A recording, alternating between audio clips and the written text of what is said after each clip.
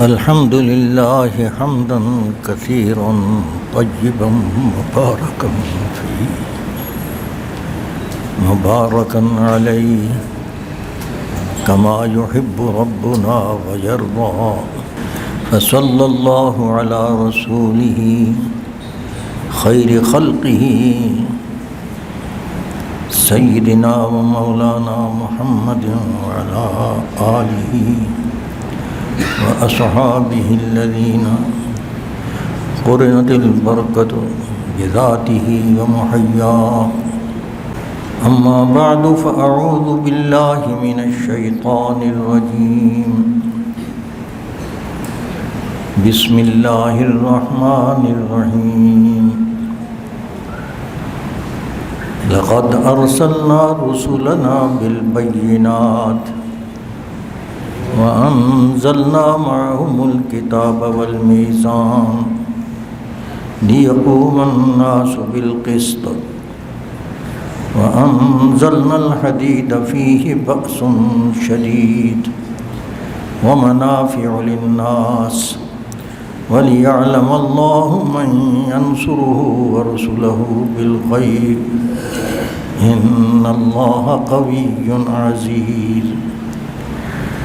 آمنت بالله صدق الله مولانا العليم وبلغنا رسوله النبي الكريم ونحن على ذلك لمن الشاهدين والشاكرين والحمد لله رب العالمين. نہ الفاظ حمد و ثنا جانتا ہوں، نہ الفاظ حمد و ثنا جانتا ہوں، نہ دلچسپ طرز ادا جانتا ہوں. نہ الفاظ حمد و ثنا جانتا ہوں، نہ دلچسپ طرز ادا جانتا ہوں. بس اتنی حقیقت ہے میری کہ تجھ کو خدا جانتا ہوں، خدا مانتا ہوں. غالب ثنائے خواجہ بیزداں گذاشتے، غالب ثنائے خواجہ بیزداں گذاشتے،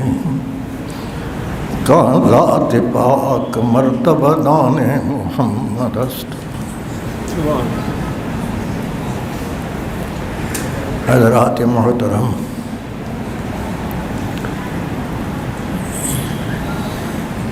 اس مسکین کا وجود کمزور ہے، علم محدود ہے،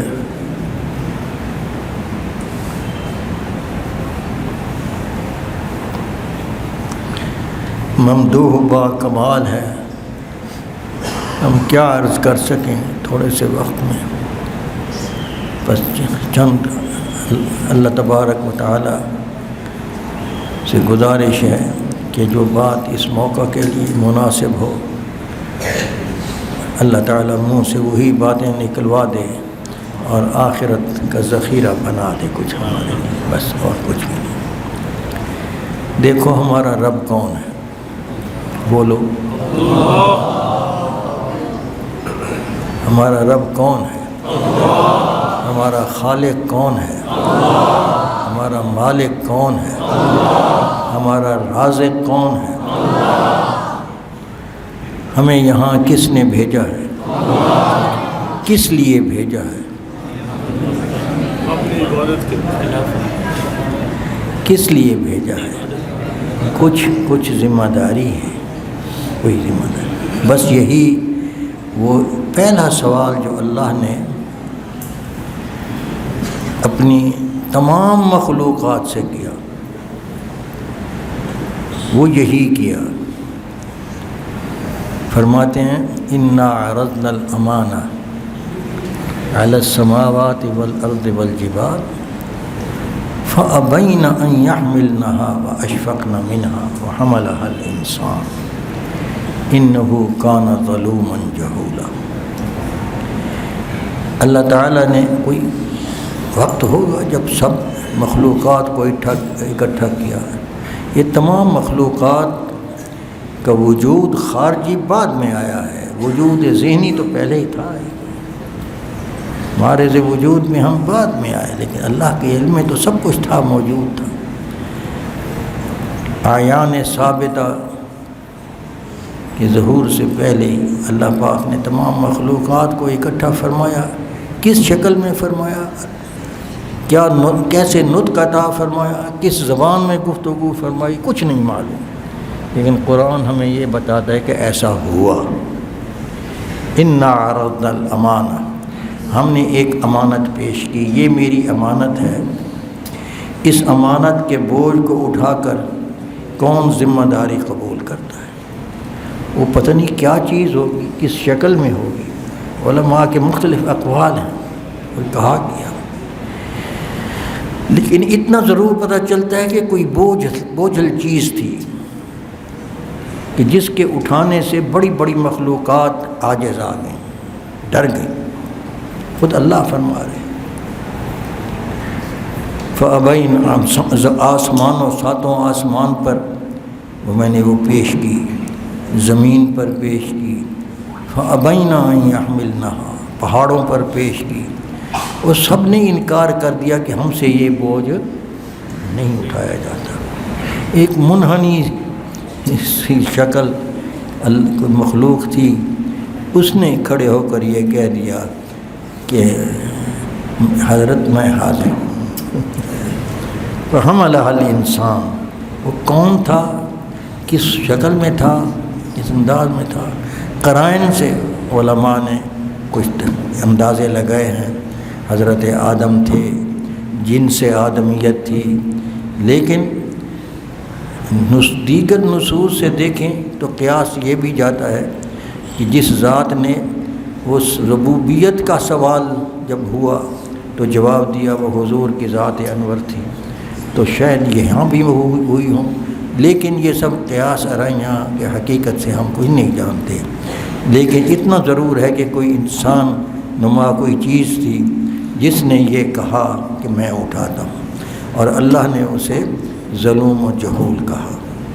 معلوم ہوا کہ بوجھ زیادہ تھا، وزن زیادہ تھا، اٹھانے والے کی حیثیت کمزور تھی، اور اللہ چاہتے تھے کہ یہ اٹھائے، لیکن اللہ کے علم میں یہ بات بھی تو تھی کہ یہ اٹھائے گا تو صحیح، لیکن اس سے کچھ کمزوریاں ہوں گی، حق ادا نہیں کر سکے گا، لیکن پھر بھی اللہ نے اس سے یہ کہلوایا کہ میں اٹھاتا ہوں، قبول کروایا۔ تو پھر ساتھ ہی کہا یہ ظلم اور جہول ہے۔ یہ علماء بلاغت نے یہاں پر جو ظلم اور جہول کا حقیقی معنی نہیں کیا، یہاں فرمایا ہے کہ ظلم کہہ کر اللہ پاک نے امانت کے ثقل کو بیان فرمایا، اور مکلف کے طاقت کی کمزوری کا اظہار فرماتے ہوئے اس کی دلیری پر تعجب فرمایا کہ یہ بھولا پگلا اس نے اتنے اٹھا لیے زمانہ۔ تو گویا حضرت مولانا قائد طیب صاحب رحمۃ اللہ علیہ یہاں لکھتے ہیں کہ ظلم کہہ کر اس کے عدل کی طرف اشارہ کیا کہ اس کے اندر صلاحیت ہے عدل کے کرنے کی، لیکن کر نہیں سکے گا، اس لیے ظلم کہا۔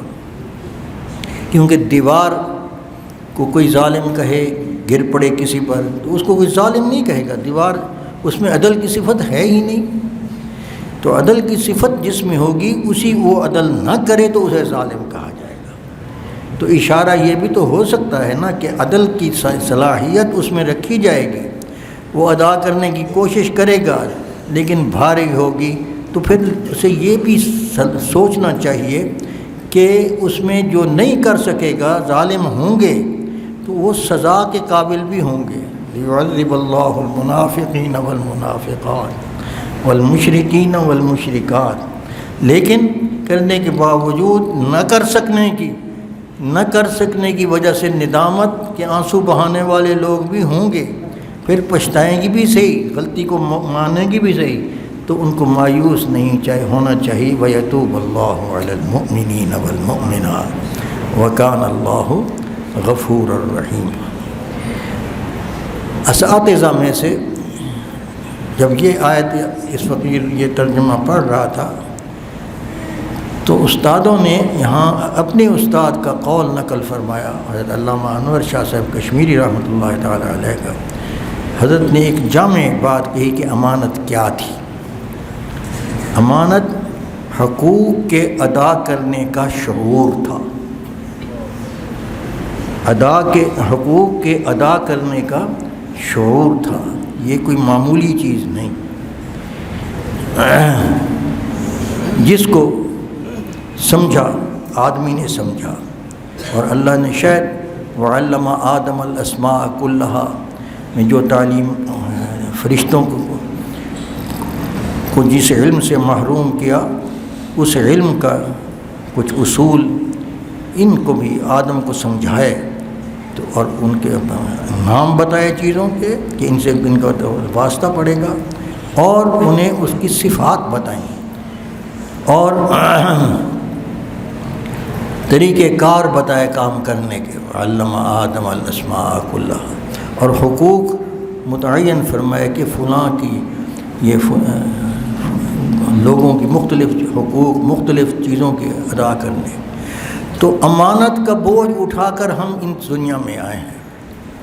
وہ امانت یہ حقوق کی شکل ہے. گویا جو بچہ ماں کے پیٹ سے نکلتا ہے وہ غیر مرئی حقوق کی ایک گٹھڑی اپنے سر پر لادے ہوئے ہوتا ہے. نظر نہیں آتی.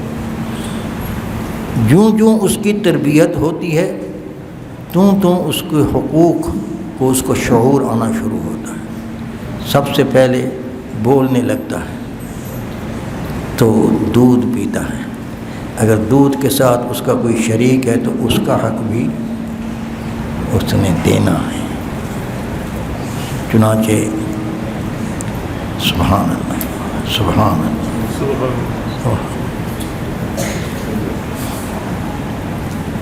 انسان اکمل بشر سوی انسان اکمل حضور نبی کریم صلی اللہ علیہ وسلم کی جس ماحول میں تربیت ہوئی تو جب بی بی حلیمہ رحمہ اللہ کا جب دودھ پینے لگے تو ایک پستان کو پیتے تھے دوسرا اپنے بھائی کے لیے چھوڑ دیتے تھے. ادائیگی حقوق کا ایک شعور تھا. عدل کی صفت کامل مظہر تھے. آگے بڑھتا ہے آدمی اس کے والدین کے ذمے حقوق ہوتے ہیں. کچھ والدین ادا کرتے ہیں.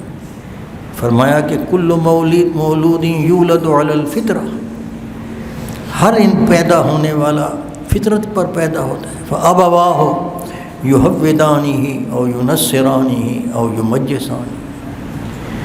تو حقوق لے کر آیا ہے اور جب تک اس حقوق کو ادا نہ کرے جن کے حقوق اس کے ذمے ہیں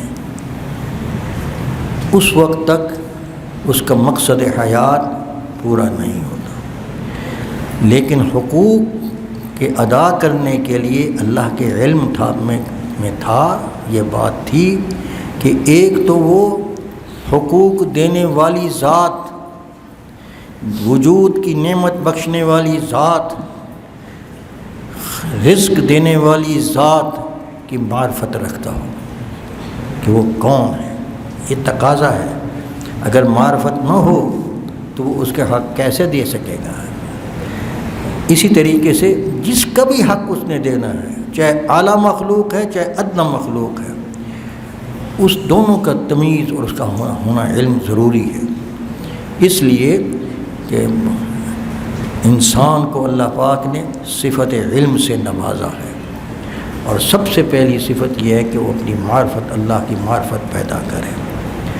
اور اس کام کے لیے اللہ پاک نے جبلت انسانی کے اندر بھی ایک علم رکھا ہے اور پھر اس جبلت کی اندر ماحول کی کثافتیں اثر انداز ہوتی ہیں تو اس کے لیے مربیین کا انتظام بھی اللہ پاک نے فرمایا ہے۔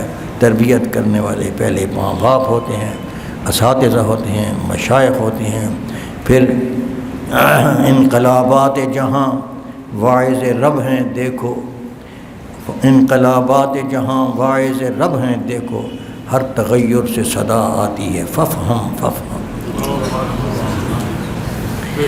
اولم نعمرکم ما یتذکر فیہ من تذکر وجاءکم النذیر فذوقوا فما للظالمین من نصیر۔ علماء کے اندر یہ بحث ہے کہ جس شخص کے پاس کوئی نبی کا علم نہ آیا ہو، وہ کسی پہاڑ میں کھو میں کہیں ایسے ماحول میں پڑا ہو، تو کیا وہ بھی فروعات کا مکلف ہے یا نہیں؟ علماء اس بات پر متفق ہیں کہ فروعات کا مکلف نہیں، لیکن اللہ کی معرفت کا پھر بھی مکلف ہے۔ کیوں؟ اس لیے اگر اس کی 60 برس عمر ہو جائے، کیونکہ بلوغ کی تکمیل، بلوغ شروع ہوتا ہے 13-14 سال کی عمر سے شروع ہوتا ہے، اور اس کی تکمیل کیا ہوتا ہے کہ 60 برس میں ہوتی ہے۔ حتیٰ اذا بلغ اشدہ وبلغ 40 سنۃ، 40 برس تک۔ تو فرمایا کہ 40 برس جس کی زندگی جس نے پائی ہو تو وہ مختلف تجربات سے گزرتا ہے، گرم سرم چشیدہ ہوتا ہے، اس کو معرفت الہی کی پہچان ہو جانی ضروری ہے۔ تو توحید کا سوال پھر بھی اس سے ہوگا اپنے رب کا۔ اولم نعمر، کیونکہ ہم نے تمہیں اتنی عمر دی تھی کہ نصیحت کرنے پر آتے تو نصیحت کر سکتے تھے۔ اور دوسری بات یہ ہے کہ ازل میں ربوبیت کی معرفت اللہ نے عطا فرمائی تھی۔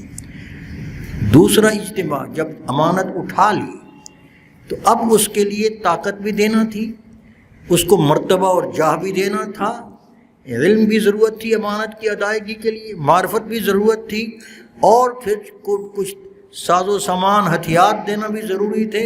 فیہ باس شدید، تاکہ اتو لتھیاں 4 کتاباں 5واں ڈنڈا یہ بھی ضرورت تھی۔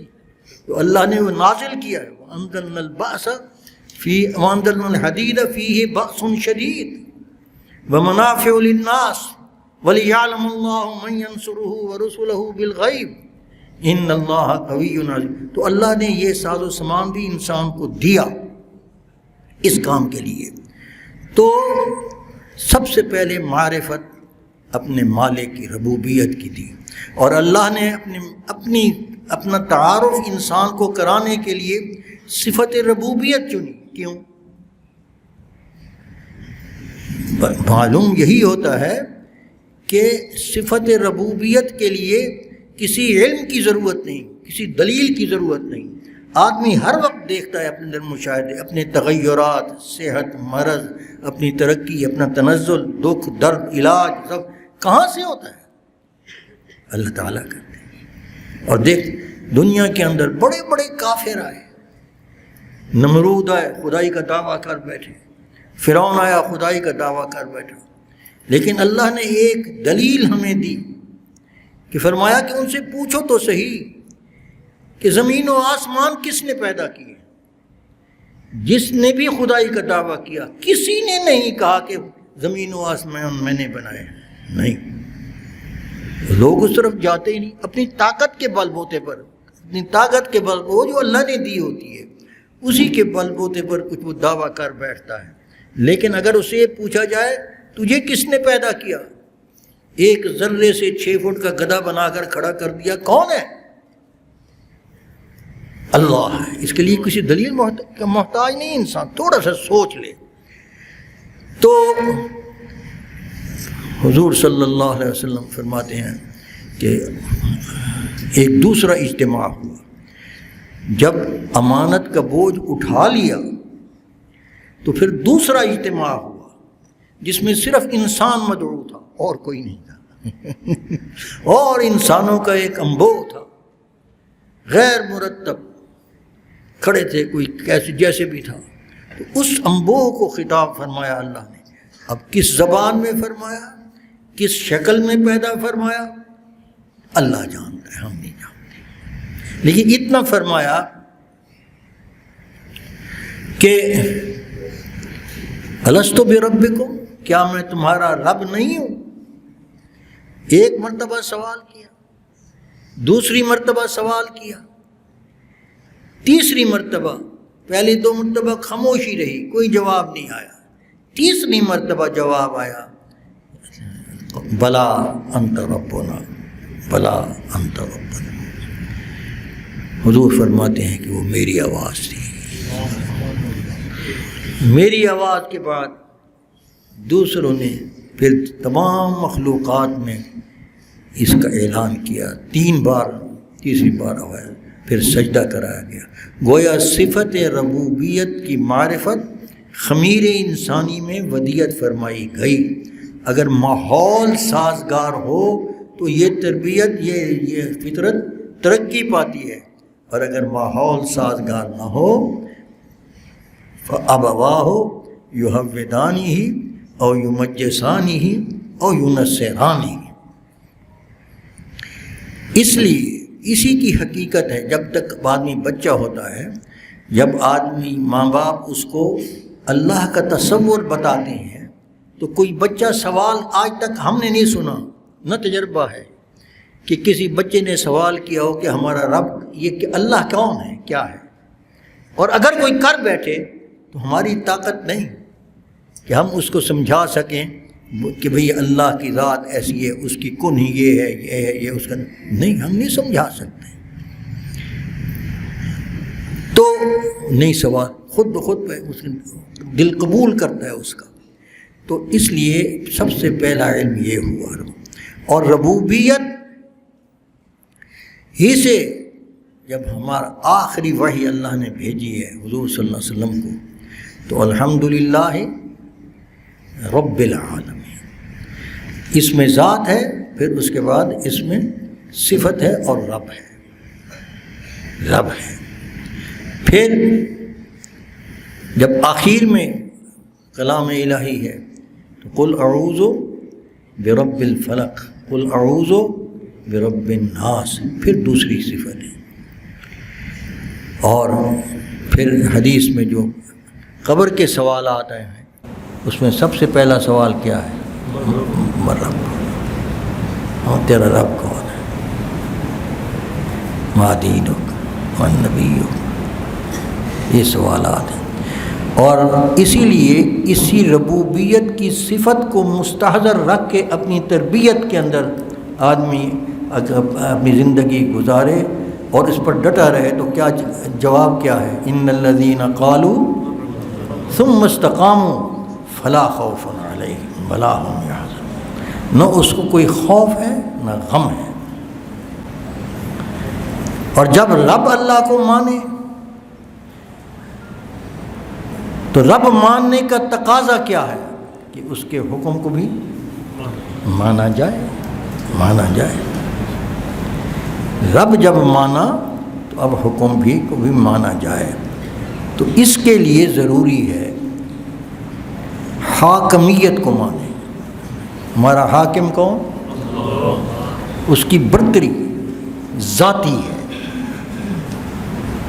اللہ ہے ہمارا حاکم کو۔ اس لیے اللہ نے جب انسان کو یہ اس وجود عنصری کی شکل میں پیدا کرنے کا ارادہ فرمایا اور عناصر خمسہ، عناصر اربع کو اکٹھا فرمایا اور ملائکہ کے سامنے اپنا تعارف کرایا کہ یہ جو جثہ پڑا ہوا ہے یہ میں بنانے لگا ہوں اپنے زمین پر اپنا نائب خلیفہ۔ تو اللہ نے تعارف کیا کروایا؟ انسان کا خلیفہ کی حیثیت سے۔ اب لفظ خلافت کو سمجھ لیں تو محسوس ہوگا کہ فرشتوں کا وہ سوال بے معنی تھا کہ اتجعل فیہا من یفسد فیہا ویسفک الدماء۔ اللہ نے تعارف کرایا ہے خلیفہ کی حیثیت سے، خلیفہ کس کو کہتے ہیں؟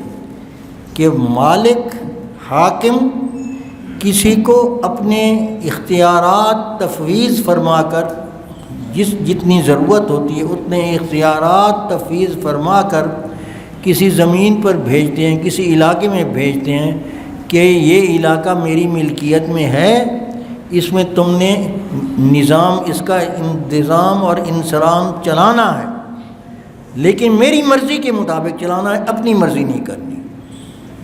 اس کو کہتے ہیں حاکمیت۔ محکوم اپنے حاکم کے حکم کو چلائے، یہ اصل توحید ہے۔ اصل توحید یہی ہے کہ حاکمیت، اور انسان نے جہاں بھی غلطی کھائی ہے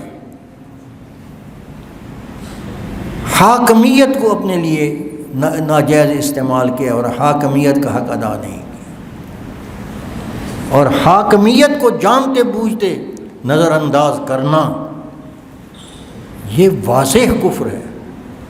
فلا، اور جس انداز سے اس کی تردید ہوئی ہے کسی انداز سے نہیں ہوئی۔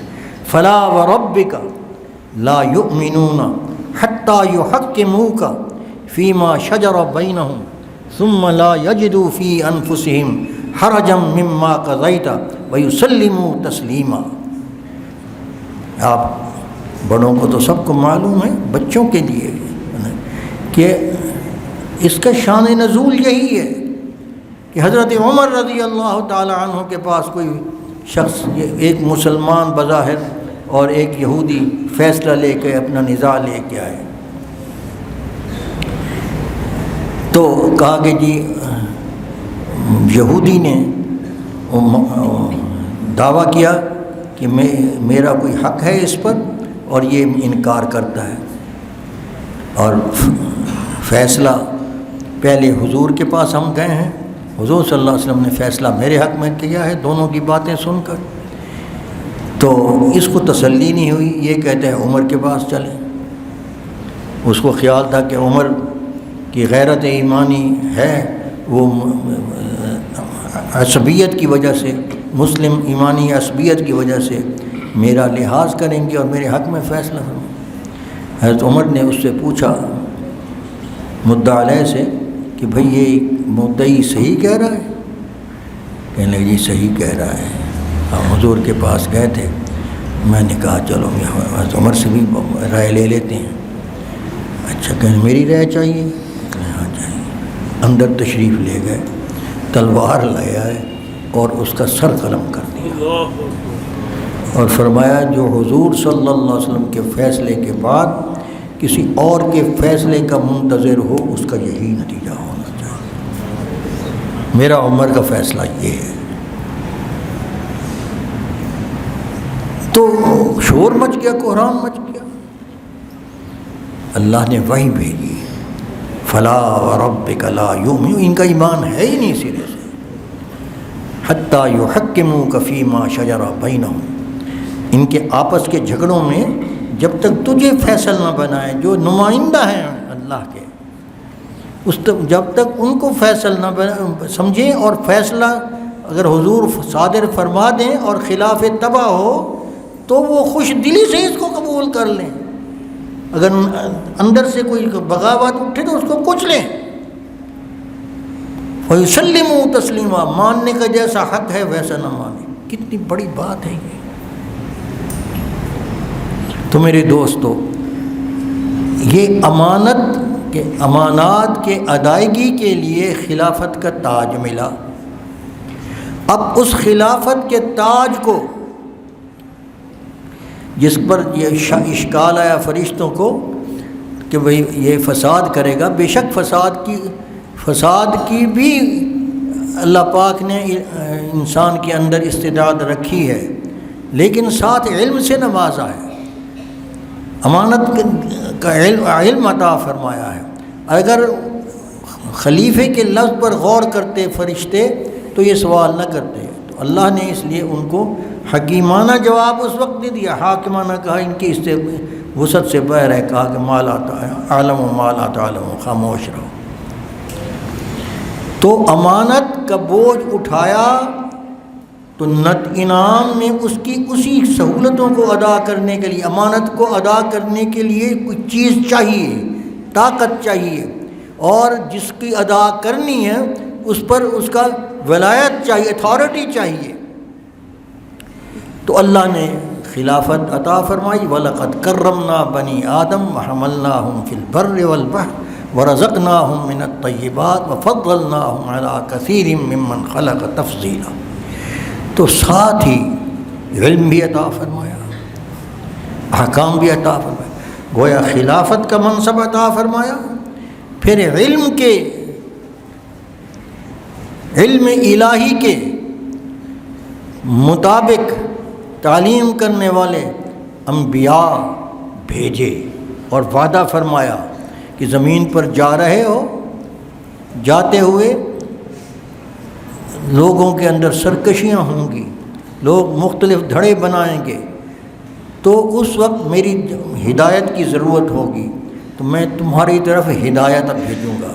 اس بھیجی ہوئی ہدایت کے مطابق جو عمل کر کے میرے پاس آئے گا، وہ امن دنیا میں بھی اس کو امن ملے گا، مرتے وقت بھی امن ملے گا، قبر میں بھی امن ملے گا، قیامت کے دن بھی امن ملے گا جزا و فضا سے، جہنم کی آگ سے بھی امن ملے گا، اور جنت کے اندر زوال نعمت سے بھی امن ملے گا۔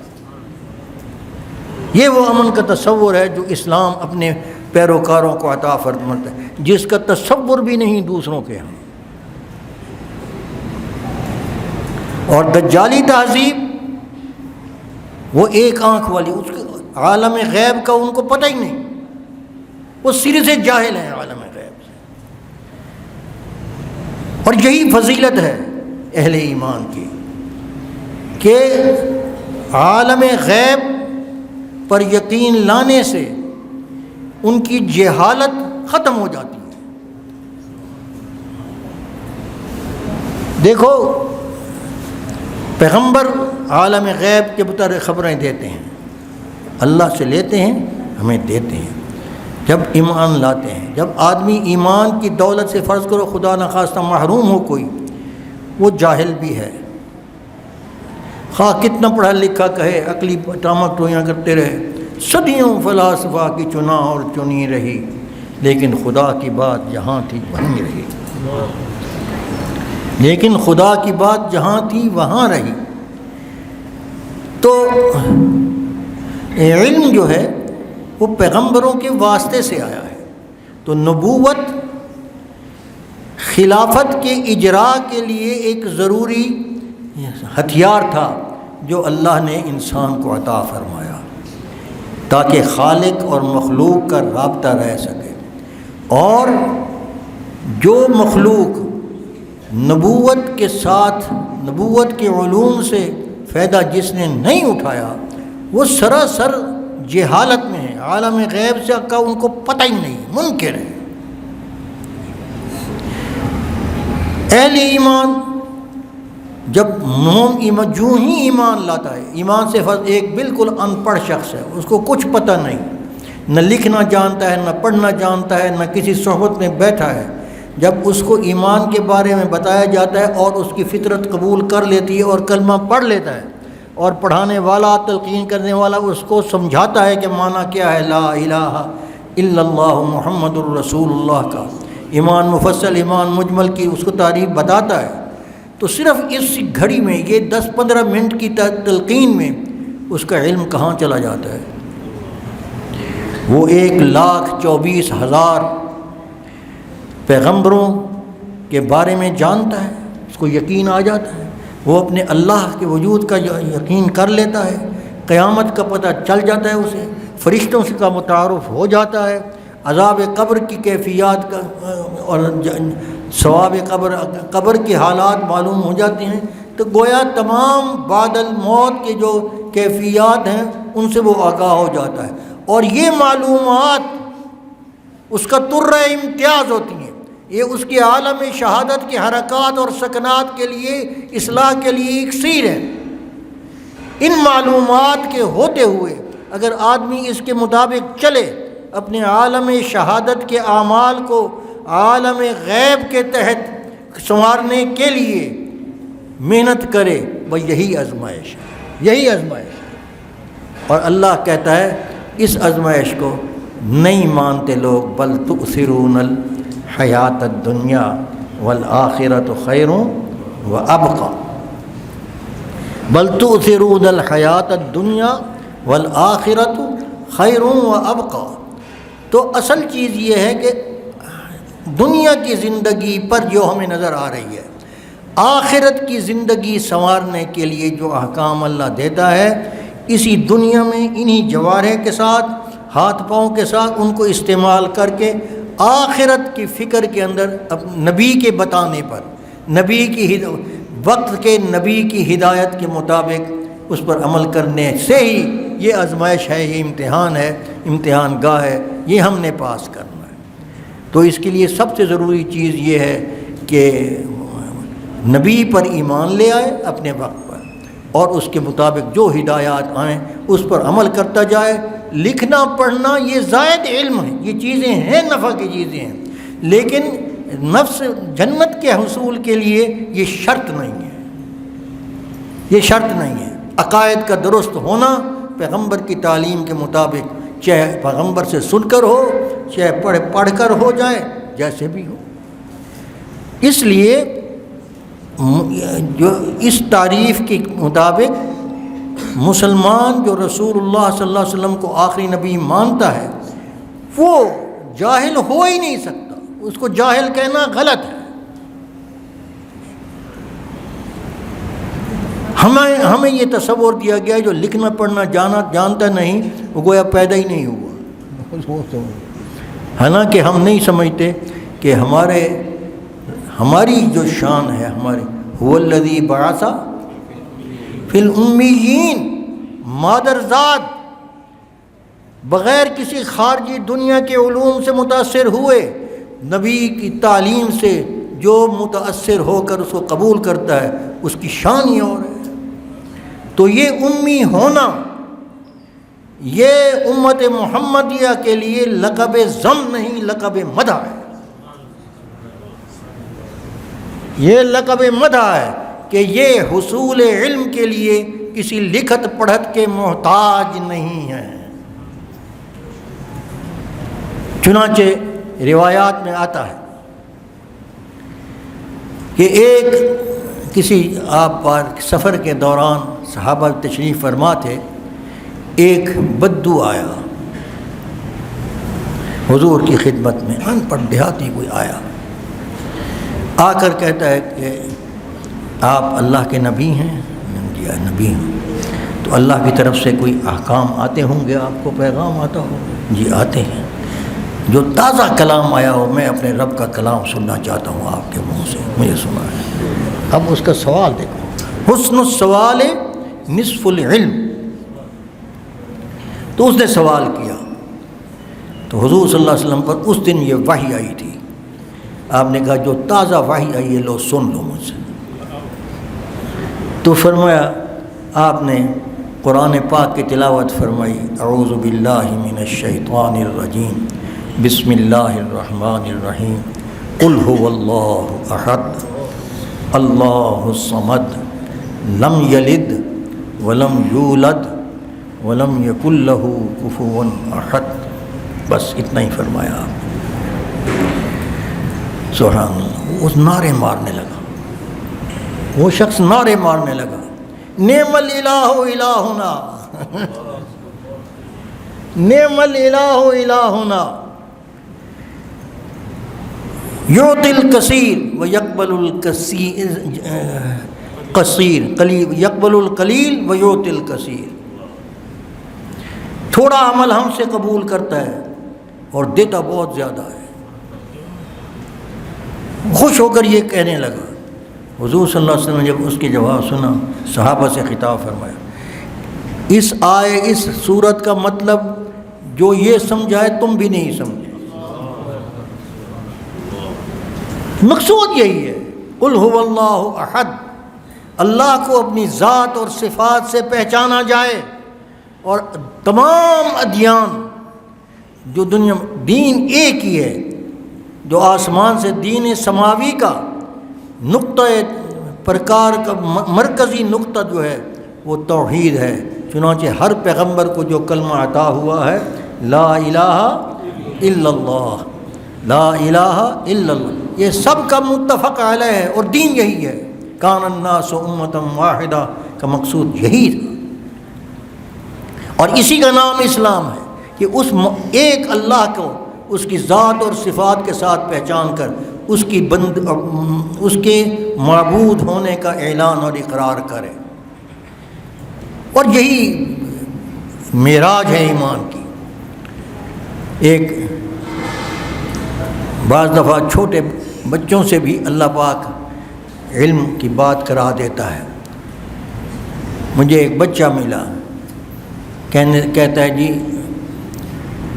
فرعون نے دعویٰ کیا تھا فقال انا ربکم الاعلی، فقال انا ربکم الاعلی، تو اللہ پاک نے موسیٰ علیہ السلام اور ہارون علیہ السلام کو بھیجا ان کی طرف پیغمبر بنا، لیکن بھیجنے سے پہلے کچھ ہدایات دیں۔ اذهبا الى فرعون انه طغى فقولا له قولا لینا لعله يتذکر او یخشی، کہ اس کو بھیجا اور فرمایا کہ یہ وہ سخت آدمی ہے، اس نے دعویٰ کیا ہوا ہے، سختی نہ کرنا، نرم زبان سے اس کو سمجھانا، شاید وہ حاصل کر لے، کچھ فائدہ اس کا۔ تو اس بچے نے کہا، پڑھتا تھا، طالب علم تھا، مجھ میں جگہ ایک فرعون ہے جس نے خدائی کا دعویٰ کیا ہے، اس کی تبلیغ کے لیے اللہ بھیج رہے ہیں 2 پیغمبروں کو، ایک اولو العزم پیغمبر، یہ موسیٰ علیہ السلام کی جزوی فضیلت ہے کہ قرآن کے ہر پارے میں آپ کا تذکرہ ہے، آپ کا نام ہے، تو ان کو بھیج رہا ہے اور ہدایت کہہ رہے ہیں سخت نہ کرنا، سختی نہ کرنا، نرمی کرنا۔ تو جو بندہ رات کی تنہائیوں میں نیند قربان کر کے وضو کر کے جائے نماز پر کھڑا ہو کر سجدے میں اپنی جبین جھکا کر کہتا ہے سبحان ربی الاعلیٰ، تو اللہ اس کے ساتھ کیا معاملہ کرے گا جب دشمن کے ساتھ یہ ہوا ہے۔ تو میرے دوستو اصل بات توحید ہے، تو کہا نعم الالہ الہنا، اور یہ توحید بیان ہوئی اس کے اندر، اور بس اگر اور اس کی سمجھ جو حضور نے فرمایا کہ صحابہ کو کہ تم بھی نہیں سمجھے، اس کی حقیقت ایک اور حدیث سے واضح ہوتی ہے۔ سیدنا معاذ ابن جبل فرماتے ہیں کنت ردف النبی صلی اللہ علیہ وسلم، کسی سفر میں حضور کے پیچھے بیٹھا ہوا تھا سواری میں، تو حضور صلی اللہ علیہ وسلم نے پوچھا معاذ جانتے ہو اللہ کا بندے پر کیا حق ہے، اللہ کا بندے پر کیا حق ہے؟ میں نے کہا اللہ و رسولہ اعلم۔ یہ صحابہ کا حضور صلی اللہ علیہ وسلم کے ساتھ ادب کا تقاضا تھا کہ وہ مبادرت فی العلم سے احتیاط کرتے تھے کہ میں حضور کے جواب دینے سے پہلے انہی کے منہ سے خود کیوں نہ سنوں، اپنی بات کہہ دوں، اس سے وہ گھبراتے تھے، اسے سوء ادبی سمجھتے تھے۔ تو حضرت معاذ اللہ و رسولہ اعلم، آپ نے پھر کہا ما حق اللہ اتدری یا معاذ ما حق اللہ علی العبد، میں نے کہا اللہ و رسولہ اعلم۔ تیسری مرتبہ پھر فرمایا، تو میں نے پھر یہی کہا، تو فرمایا بندے کا، اللہ کا بندے پر یہ حق ہے کہ اس کو وحدہ لا شریک جانے، اس کو ایک جانے اور اس کا کسی کوئی شریک نہ ٹھہرائے۔ یہ حضور نے فرما کر پھر پوچھا جانتے ہو کہ بندے کا پھر کیا حق ہے اپنے اللہ پر، بندے کا پھر کیا حق ہے اپنے اللہ پر؟ میں نے پھر کہا اللہ و رسولہ اعلم۔ آپ نے پھر 3 مرتبہ پوچھا، تو میں نے تینوں بار یہی کہا، تو فرمایا جب بندہ اللہ کو اللہ مان لے، معبود مان لے اور اس کے ساتھ کسی کو شریک نہ کرے، تو پھر اللہ کا بندے کا اللہ پر یہ حق ہے کہ اس کو آگ میں نہ ڈالے، اس کو آگ میں نہ ڈالے۔ تو حضرت معاذ فرماتے ہیں پھر حضور صلی اللہ علیہ وسلم نے جب یہ جواب دیا تو مجھے بہت خوشی ہوئی، تو میں نے فرط خوشی میں عرض کیا کہ حضرت میں اعلان کر دوں گی، دوسروں کو بتا دوں۔ فرمایا خاموش رہو، لوگوں کو عمل کے اندر مشغول رہنے دو۔ پھر حضرت معاذ رضی اللہ تعالیٰ عنہ نے جب آخری وقت آیا ہے تو اس وقت پردہ ہٹا کر لوگوں کو متوجہ کیا اور فرمایا کہ میں کتمان علم سے کہ گناہ میں میں نہ پکڑا جاؤں، یہ میں نے حدیث سنی تھی، یہ سن لو اور اس کو یاد کر۔ تو میرے دوستوں، عرض کرنے کا مقصد یہ توحید۔ اب دیکھو کہ اس بدو نے کہا کہ صرف یہ تقاضا ہی یہی ہے کہ بس اس کو الہ مان لیا جائے، تو وہ خوش ہو رہا۔ اس خوشی پر اور حضور صلی اللہ علیہ وسلم کے اس کے جواب پر خوش ہونے پر حضرت عبد الرحمن ابن عوف کھڑے تھے۔ تو سخی موقع ڈھونڈتا ہے سخاوت کے، ان کے دل میں جوش اٹھا کہ اس نے اللہ کی تعریف کی ہے تو اس کو کچھ انعام ملنا چاہیے، میں بھی اس میں حصہ دار بن جاؤں۔ فرمایا یا رسول اللہ، میرے پاس ایک اونٹنی ہے جو بالکل اب بچہ دینے والی ہے، تو میں چاہتا ہوں کہ میں اس کو ہدیہ کروں، میں کر سکتا ہوں؟ تو آپ نے فرمایا کر دیجیے۔ تو آپ نے اس کو اونٹنی ہدیہ کی تو آپ ہنسے، آپ کی مسکراہٹ آئی چہرہ انور پر۔ تو پھر فرمایا کہ عبد الرحمن، جب تو نے یہ اونٹنی پیش کی، میں دیکھ رہا تھا کہ فرشتے نے، جبریل نے مجھے کہا کہ اللہ نے عبد الرحمن کے اس عمل کو اتنا مقبول فرمایا کہ جنت کی 86 اونٹنیاں اس کے لیے وقف کر دی ہیں، اس کو عطا فرمائی۔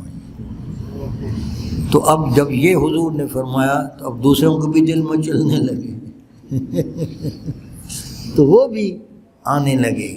کوئی کسی نے ہدیہ کیا، 56 اکٹھے ہو گئے اور وہ 56 اونٹنیاں لیتا ہوا نعرے مارتا ہوا نعم الالہ الہنا کہ قبول کرتا ہے تھوڑا، ہم سے تھوڑا لیتا ہے، ویعطی الکثیر، اور دیتا بہت زیادہ ہے۔ میں نے یہ کلپ مولانا وہ کیا نام تھا ظرف علی خان صاحب رحمۃ اللہ علیہ کی زبان سے سنا، اور وہ فرماتے، وہ حوالہ انہوں نے دیا سیوطی رحمۃ اللہ علیہ کی کسی تفسیر کا، انہوں نے وہاں کے وہ روایت نقل کی ہے، باقی اللہ بہتر جانتے۔ عرض کرنا یہ مقصود ہے کہ صرف اللہ کی معرفت حاصل کرنا ہے اور وہ امانت ادا کرنی ہے جو اللہ نے ہمارے ذمہ حقوق ڈالے ہیں۔ تو حقوق کی ادائیگی کا بوجھ ہم اٹھا کر آئے ہیں۔ بچوں کے ذمہ بھی حقوق ہیں، بڑوں کے ذمہ بھی حقوق ہیں۔ بچوں نے بڑوں کے حقوق ادا کرنے ہیں، ہمسروں کے ادا کرنے ہیں، بڑوں نے چھوٹوں کے ادا کرنے ہیں، حتیٰ کہ تصور اللہ نے یہ مسلمان کو یہ دیا ہے اپنے آپ کو بھی حقوق دینے والا کہا ہے کہ وَإِنَّ عَلَيْكَ عَلَىٰ نَفْسِكَ وَإِنَّ عَلَيْكَ لِنَفْسِكَ حَقٌّ، کہ تیرے ذات کے لیے بھی تیرا حق ہے، اس اپنے وجود کو بھی دے، آرام کے وقت آرام اور کام کے وقت کام، آرام کے وقت آرام، یہ بھی تقاضا شریعت کا ہے، یہ حق ہے نفس کا۔ اس لیے مجدد صاحب رحمۃ اللہ علیہ فرماتے ہیں کہ ہمارے طریقے میں سنت ہے بنیاد، اتباع سنت مقصود ہے، نفس مجاہدہ نہیں۔ مجاہدہ مشقت کے لیے ہے، وہ ٹھیک ہے عبادت میں مجاہدہ ہے، اور وہ والذین جاہدوا فینا اپنی جگہ پر درست ہے، مگر اپنے نفس کو حق کے طور پر ادا کرنے کے لیے آرام کا وقت دینا، یہ بھی اس کا حق ہے۔ چنانچہ قیلولہ حضور صلی اللہ علیہ وسلم فرماتے تھے، تو فرماتے ہیں کہ قیلولے کے وقت میں نوافل پڑھنا، ایک شخص نوافل میں مشغول ہوتا ہے اور ایک شخص سنت کی اتباع سنت میں قیلولہ کرتا ہے، ہمارے نزدیک قیلولہ کرنے والا افضل ہے اس کی نماز پڑھنے والے سے، کیونکہ سنت کا طریقہ یہی ہے اور ہم مکلف اتباع سنت کے ہیں۔ چنانچہ میرے دوستو، اب ہم اس دور میں ہیں کہ جس میں رسول کا لفظ تمام انبیاء پر اطلاق نہیں ہوتا، تمام اولو العزم پیغمبروں پر اطلاق نہیں ہوتا۔ اب جہاں بھی رسول کا نام آئے گا صرف تو یہ حضور ہی مراد ہوں گے۔ کیوں؟ اس لیے کہ یہ آخری نبی ہیں۔ اب سب کی نبوت اس وقت عمل میں نہیں ہے، شریعتیں منسوخ ہو چکی ہیں۔ صرف شریعت اس وقت جو ہے اللہ کے ہاں پوری انسانیت کے لیے صرف اور صرف حضور صلی اللہ علیہ وسلم کی ہے، جو تمام ادیان کی تمام شرائع کی ناسخ ہے، اور اس کے علاوہ سب منسوخ ہیں۔ حتیٰ کہ حضرت عیسیٰ علیہ السلام بھی جب دنیا میں تشریف لائیں گے تو اپنی شریعت پر عمل نہیں کریں گے، بلکہ حضور صلی اللہ علیہ وسلم کی شریعت کے ایک مجتہد کے طور پر عمل کریں گے۔ تو اس لیے میرے دوستو، ہمارے لیے اب ضروری یہی ہے کہ ہم نظام شرع کو سمجھیں، پڑھیں اور اس کے مطابق اپنی زندگی کے اعمال سنواریں۔ اس سے بہتر علم اور کوئی نہیں۔ ایک آسان سا سوال ہے، وحی یعنی قرآن اس وقت وحی اپنی اصلی صورت میں کس کتاب میں ہے؟ قرآن پاک میں۔ قرآن وحی ہے۔ قرآن افضل ہے یا دوسری کتابیں افضل ہیں؟ قرآن کو چھوڑ کر دوسروں کی طرف متوجہ ہونا یہ تو حماقت ہے اہل ایمان کے لیے۔ قرآن اور سنت جو نبی صلی اللہ علیہ وسلم تشریف لے کے آئے وہ آپ نے ہمیں اس کے ذمہ لگائے۔ پہلے انبیاء جب تشریف لاتے تھے نبوت ختم نہیں ہوئی تھی، تو جو نبی آتا تھا اس کا فرض منصب یہ ہوتا تھا کہ پہلے کی تصدیق کرے اور بعد والے کی بشارت دے۔ حضور صلی اللہ علیہ وسلم چونکہ آخری تھے، آپ نے فرمایا کہ میں نے سب کی تصدیق ہمارے، آپ نے تصدیق فرمائی، اور بعد کے لیوان فرمایا کہ اب نبی کوئی نہیں آئے گا نیا نبی۔ نبوت کی فیکٹری بند ہو چکی ہے، محل مکمل ہو گیا، آخری اینٹ ہوں میں آخری ہوں۔ اب میں اپنی امت کے لیے جو کچھ چھوڑ کر جا رہا ہوں، کیونکہ ہدایت تو ختم نہیں ہوئی، ہدایت تو چلے گی، ہدایت قیامت تک کے لیے نفس انسان کا موجود ہے اور نفس کی شرارتیں چلیں گی، اس کو صرف شریعت کے پر عمل کرنے میں ہی سے اس کی اصلاح ہو سکتی ہے۔ اور یہ اللہ نے فرض بنایا ہے، قد افلح من تزکا وذکر اسم ربہ فصلی۔ انسان کی فلاح موقوف کی ہے اپنے نفس کی شرارتوں کی دور کرنے کی کوشش میں انسان لگا رہے، تزکا تفاعل سے کرتا رہے، اور اگر مشکل ہے تو اس مشکل کو برداشت کرے، اپنی سی کوشش کرتا رہے۔ اللہ نے طریقے بتائے ہیں، نبی بھیجا ہے، نبی کے منتبی صحابہ ہیں، صحابہ کا اسوہ ہے، اللہ والے بھیجے ہیں، اولیاء بھیجے ہیں، ان کی صحبت ہے، ذکر اذکار بتلائے ہیں، ذکر اللہ کے اسماء میں، اسماء صفاتی میں، اسم ذات میں یہ تاثیر رکھی ہے کہ ان کے تکرار سے دل نرم ہوتے ہیں، دل کے اندر معرفت آتی ہے، اس کی سختی دور ہوتی ہے اور وہ شریعت کی طرف اور حق کی طرف مائل ہوتا ہے۔ تو یہ سب چیزیں اللہ نے رکھی ہیں، صرف حضور صلی اللہ علیہ وسلم کے طریقے پر چلنے کی کوشش میں اپنی زندگی گزار دیں، اور اس محنت کے اندر 100% کامیاب ہونا بڑا مشکل ہے۔ جو ہو کہ جو کوشش کر صحابہ رضی اللہ تعالیٰ عنہ کے معیار کو ہم نہیں پہنچ سکتے، لیکن ہم نے چھوڑنا بھی نہیں ہو رستہ، کوشش میں لگے رہنا ہے، جتنا ہو جائے اللہ کا شکر ادا کرنا ہے، جتنا رہ جائے استغفار اور ندامت کے ساتھ اپنی زندگی کو گزاریں۔ اللہ پاک ہمیں یہ توفیق عطا فرمائے۔ ہمارا مشن یہی ہے، ہم نے رہنا ہے یہاں، اور اس مجاہدے میں، اس امتحان میں ایک نرمی اللہ نے یہ بھی فرمائی کہ فرشتوں کو اس مجاہدے میں نہیں ڈالا، لیکن انسان کو ڈال کر اس کا مقام بلند کر دیا۔ کیوں؟ اس لیے کہ فرشتوں کو گناہ کی طاقت نہیں ہے، وہ گناہ کریں ان کی اٹھانی اس پر ان کے اندر نفس امارہ نہیں ہے۔ انسان کو نفس بھی دیا، فَأَلْهَمَهَا فُجُورَهَا وَتَقْوَاهَا، دونوں دے کر فرمایا کہ اس کی برائی کو ختم کرو اور اس کی اچھائی کو ابھارو، تربیت دو، اور اس کے لیے انبیاء بھیجے، نبی بھیجے، اور نبی بھیجے، اللہ والے بھیجے، نصائح صحیفے بھیجے، پیغمبروں کی ارشادات ہیں، اور اولیاء صلحاء کی صحبتیں ہیں، علماء کی، اس میں چلتے یہ کوشش کرتے رہیں۔ اور ہے وقت تھوڑا، صرف 50 سال، 60 سال، 70 سال، اس امت کی اوسط عمر 60 سال ہے تقریباً، تو اس لیے تھوڑے وقت میں اپنے آپ کو سنوارنے کی کوشش کریں، پھر موجیں ہی موجیں ہیں۔ اللہ تبارک و تعالی ہمیں صحیح سمجھ عطا فرمائے۔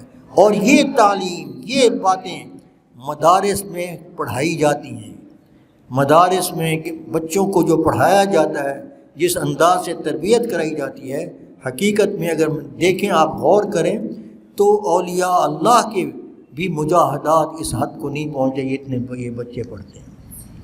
پچھلی رات کو اٹھنا، تہجد پڑھنا، اس میں قرآن پڑھنا، فجر کی نماز باجماعت پڑھنا، پڑھنے کے بعد تھوڑے سے سیر کرنا، پھر اس کے بعد قرآن پڑھ کر پھر آنا، تھوڑا بہت ناشتہ کھا کے آنا، پھر 11 بجے 12 بجے تک پھر قرآن پڑھنا، کتنے سپارے پڑھ جاتے ہیں، منزل کو یاد کرنا، سبق کو یاد کرنا، سبکی کو یاد کرنا، اور اس کے لیے مار کھانا، وقت دینا، یہ سب بڑی خوشی سے برداشت کرتے ہیں۔ پھر استاد کی تربیت میں کھانا بھی کھانا، اور پھر قیلولہ بھی کرنا، پھر ظہر کے بعد پھر قرآن عصر تک سبق لینا، مطالعہ کرنا، پھر عصر اور مغرب کے درمیان کھیلنا، بھاگنا، دوڑنا، اپنی صحت کو برقرار رکھنا، یہ بھی حق ہے نفس کا۔ اس کے بعد پھر مغرب کے بعد پھر نوافل میں قرآن پڑھنا، سب کی سپارہ پڑھنا۔ ہمارے زمانے میں تو یہ معمول تھا۔ عشاء کی نماز ہمیں 9 رکعتوں کا بعد میں پتہ چلا، استاد کے ہاں 17 رکعتیں ہم سمجھتے تھے نماز کی، اور جب سے 9 کا پتہ چلا اب 17 بوجھ معلوم ہوتا ہے۔ تو میرے دوستو، یہ ان بچوں کا معمول ہے۔ اور 5-6 سال تک، یہاں ایک بات اور بتا دیتا ہوں والدین کے لیے، کہ والدین کی کوشش ہوتی ہے کہ جلدی کیا جائے۔ بچہ جلدی کیوں نہیں پڑھتا؟ یاد رکھو، بچوں کا دماغ، صلاحیتیں ایک جیسی نہیں ہوتی، کوئی تھوڑا پڑھ کر یاد کر سکتا ہے، کوئی زیادہ، لیکن ادھر قید ہوتی ہے کہ جلدی کرو۔ یہ نقصان کرتے ہیں والدین اپنا اور بچوں کا بھی۔ استاد چونکہ ان کا کہنا مانتے ہیں، وہ کہتے ہیں کہ چلو اس کا والد جلدی ہے، سکول والے جو ٹائم دیتے ہیں نا کہ یہ اوور ایج ہو جائے گا، یہ سب ہمیں پھنسانے کے لیے، سب بچوں کو ماں باپ کی تربیت سے دور رکھنے کے لیے یہ دھندے ہیں، یہ ہٹ کرنے ہیں ان کے۔ تو گھبرائیں نہیں، انشاءاللہ جو بچے، تجربہ یہ بتاتا ہے، جو بچے کند ذہن ہوتے ہیں، وہ چونکہ مدارس میں زیادہ رہتے ہیں، وقت ان کو زیادہ لگتا ہے، تو اساتذہ کی صحبت ان کو زیادہ ملتی ہے، اور اکثر بچوں استادوں کی خدمت بھی وہ زیادہ کرتے ہیں، تو اس سے وہ اکسیر بن جاتے ہیں، اور فیضان ان کا زیادہ پھیلتا ہے۔ اور جو جلدی پڑھ جاتے ہیں، اور وہ بھی ان کو صحبت تھوڑی ملتی ہے، وہ ذرا دنیاوی تعلیم میں جاتے ہیں تو وہ کششیں ان کو ملتی ہیں، ان کی تدین ان کا ختم ہوتا چلا جاتا ہے۔ یہ خیال کریں، اساتذہ اور والدین، یہ اصول بات یاد رکھیں کہ وحی کا علم افضل ہے غیر وحی کے، مخلوق کے علم سے۔ اور ہم نے جواب وہاں دینا ہے جہاں پر پہلا سوال ہوگا، من ربک، تمہارا رب کون ہے، ما دینک، تمہارا دین کیا ہے، تمہارا نبی کون ہے۔ یہ چیزیں ہمیں یہاں پڑھائی جاتی ہیں۔ اگر سکول کالج میں جائیں، آئنسٹائن سے پوچھیں من ربک کیا کہے گا، ما دینک پوچھے کسی کو اور سے کہے گا کچھ بھی نہیں۔ اور یاد رکھو، حضور نے طلب علم کو فرض کہا ہے، یہ یقین، لیکن ایک علم کو سے پناہ بھی مانگی ہے۔ اللہم انی اسألک علما نافعا، علم نافع مانگا ہے اللہ سے، اللہم انی اسألک علما نافعا ورزقا واسعا وشفاء من کل داء، اور غیر نافع سے پناہ مانگی ہے، اللہم انی اعوذ بک من علم لا ینفع وقلب لا یخشع ومن نفس لا تشبع ومن دعوت لا یستجاب لها، او کما قال صلی اللہ علیہ وسلم۔